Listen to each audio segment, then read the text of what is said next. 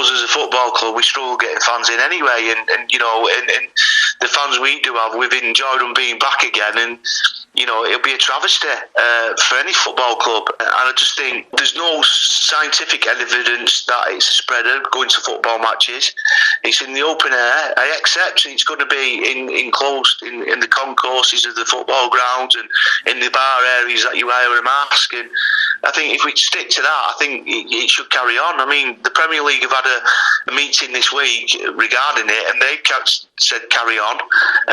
But again, it's about the fans. But I think, if they take that away from society like Scotland have, I think it's the wrong decision. I think, and it clearly says that it hasn't been proved that they spread it.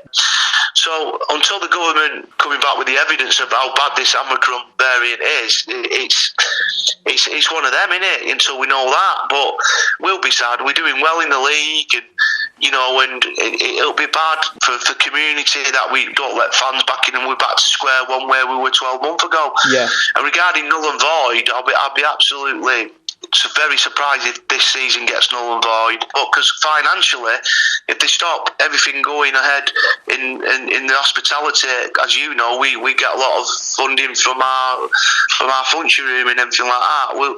It'll cripple us again. So so it'll be a double whammy, really. So it's just watching this space now with the government. Yeah, I mean, if that eventuality does happen and it is null and voided, do you fear for the future of non-league football? I mean, you can't keep going over the same thing season after season, planning, putting all the money in, then for a season to be wiped out. Would you, as a chairman of a football club, would you be sceptical about fielding a side for the next season if it does happen?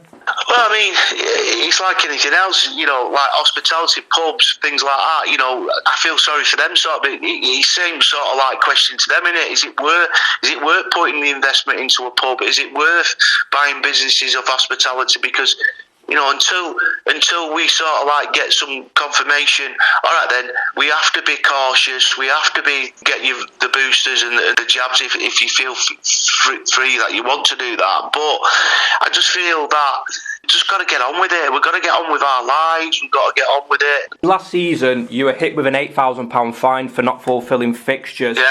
If that situation materialises again and you don't want to put your players' welfare at risk and you've got no financial assurances, would you be prepared to not fulfil fixtures and take that hit again? I mean, what's your opinion on that?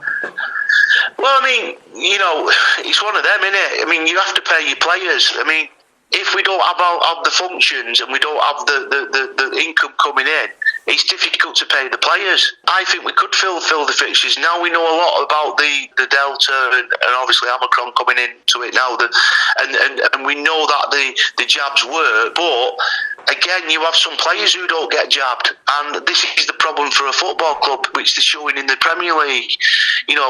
It's one of them. At the end of the day, I don't want it to happen. I don't want it to curtail this season, especially getting the £8,000 fine last season, which crippled us at the beginning of the season.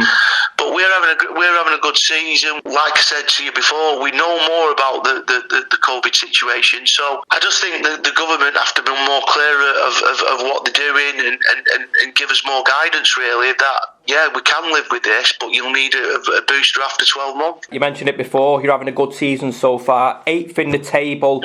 Obviously, you've gone through a bit of a weird period because Steve left and then you brought in Adam. Adam's previously been with the club. What have you made of Adam's impact since he's come in? I think he's been brilliant. I mean, people might say that. I might be just saying that, but no, you can see it definitely changing the team. Steve, brought some really good players in, and Adams just took that on. The lads have took on board what he's doing.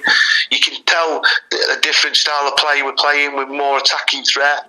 We've just not putting our chances away. I mean, the 2 games we played against Kidderminster and Alfreton, it should have been dead and buried. We were 1-0 up against Kidderminster. We had loads of chances. We didn't put them away. But obviously, as you know, we've got Dom Knowles, who's just had an operation on the 17th of December.